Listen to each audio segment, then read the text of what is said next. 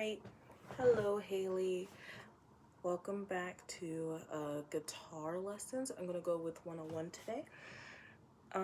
So I'm going to go over the string names. Low E, A, D, G, B, high E. Very, very beautiful sounds.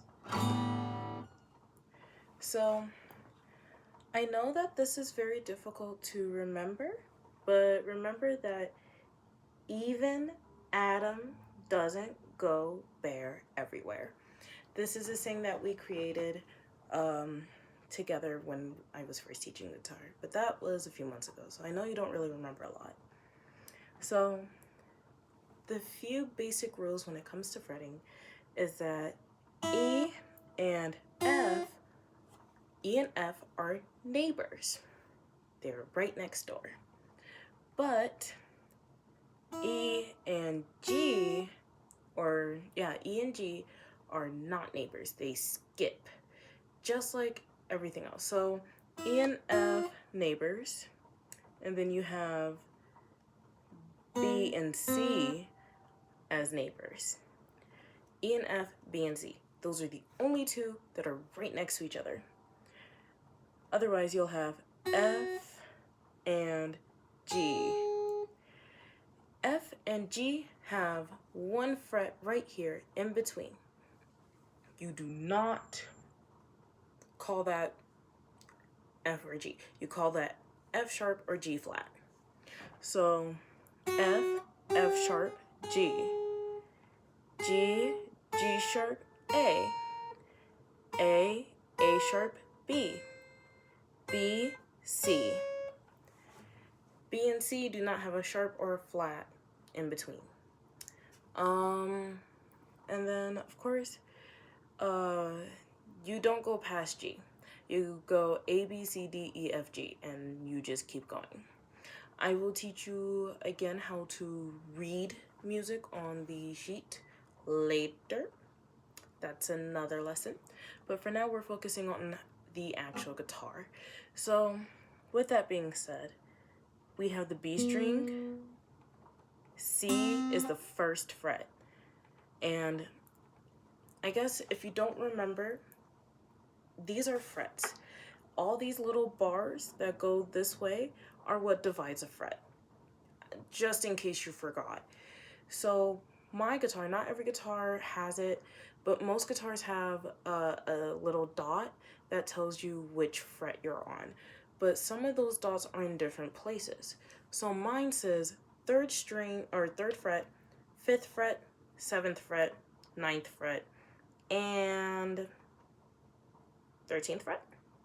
Yeah, 13th fret. So mine are a little different than some other guitars. Some other guitars don't have this one. They'll go all the way to 5th fret. And it's different with every instrument as well. But for my guitar, that's what I have. So when I say I'm gonna play E third, I'll already know because I have the low mid label, which, if you remember, that is F sharp. Or is it? No, it's not. I'm sorry, that's G. I'm already messing you up. So we have E, F, G. And another thing is you want to sit upright. I know I'm not the best example, but I'm not in the best seating area. But this is all I got. But you're going to try and sit upwards, and you're going to have your guitar facing outwards a little bit at the bottom. The bottom part is going to face outwards because you want it to face you. You want to see where you're fretting and everything. So if you are in an inconvenient seating area, you're going to sit like this. So,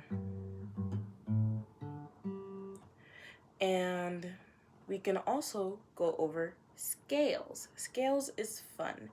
Scales is like going, it always is like 8 notes going from A to A, you know? So let's say, because the G string is this one, so A would be second fret.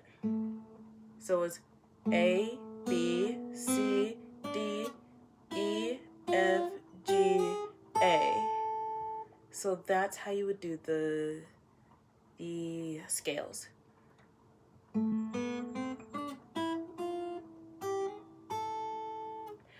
It can take a lot of practice to do it fast, but it's a really easy thing to do once you learn and get into the groove of it, is doing scales. Once you learn and understand where all the letters go on here, which I did go over, you will understand that. Now, if you want further breakdown or you need help or you don't understand, please let me know and I will do my best. But for the next lesson, we will go over scales better and I will apply whichever questions you have and how to read music. How to read music will be a separate lesson, and then the lesson after that is how to apply it to the guitar. Because it is one thing to know how to play the notes on the guitar, and it is one thing to be able to read music. It's a totally different ball field to understand which E you have to play. You can play E, but technically every string has an E. And then you'll see that every string, because you go down, so it's G, A, B, C, D, E. What if you wanted to play E there?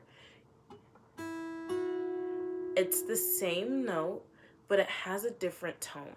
So that is why we will be going over how to apply different notes. Okay, thank you. Bye.